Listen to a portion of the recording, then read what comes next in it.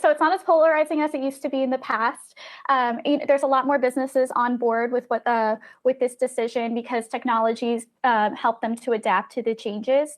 I reached out to the National Farmers Union in particular because farmers, they rely on sunlight for growing crops, but they're actually very much okay with the decision. They know how to adapt to it. They said, if anything, it would be dairy farmers that might have to make some adjustments, but other than that, it would be okay. And same thing with the golf industry, because, people love to get up early to go golfing, but they pointed out the fact that now people can stay out late golfing as well. So, Adriana, who are the main people or groups or demographics who are against this decision potentially? Yeah, so there's two groups in particular. There's the National Association of Convenience Stores, which they came out strong and said that we shouldn't have kids going to school in the dark, because if you remember, with this decision or with this move in the winter, the mornings, the sun will come up much later, meaning that kids going to school, us going to work, it'll be pretty dark outside.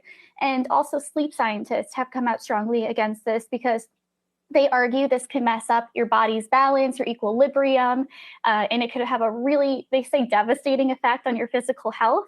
I guess that remains to be seen, but those are the two strongest groups against it.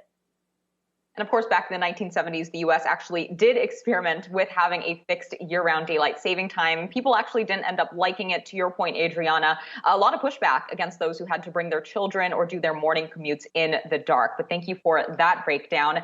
And to this point, we did put out a Yahoo Finance Twitter poll asking the people whether they wanted to have daylight saving time year-round. No more changing clocks. And overwhelmingly, the people said yes. Now, as we can see here, 72.4% were in favor of this. Only 27.6% were against this. My vote is not included in this poll, but I am telling you right now, I'm here for this idea. Granted, I didn't live through the 70s and have that perspective on whether some of this trade-off is worth it. But personally, as someone who works a job that goes into the evenings, it is nice to get off work and still have there be some daylight outside. But Adriana, I don't know if you have a personal opinion on this as well, if you're still with us.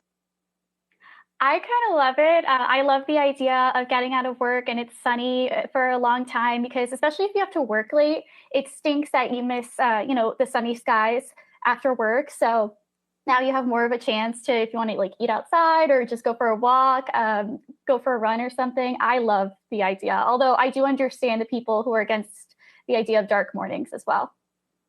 Absolutely. It will definitely be interesting to see whether, if this does go through, there are the same kinds of unexpected consequences that we saw back in the 70s, or whether this does end up being widely enjoyed and left as the status quo. Of course, again, that bill did pass in the Senate by unanimous consent. We will see where this goes from here.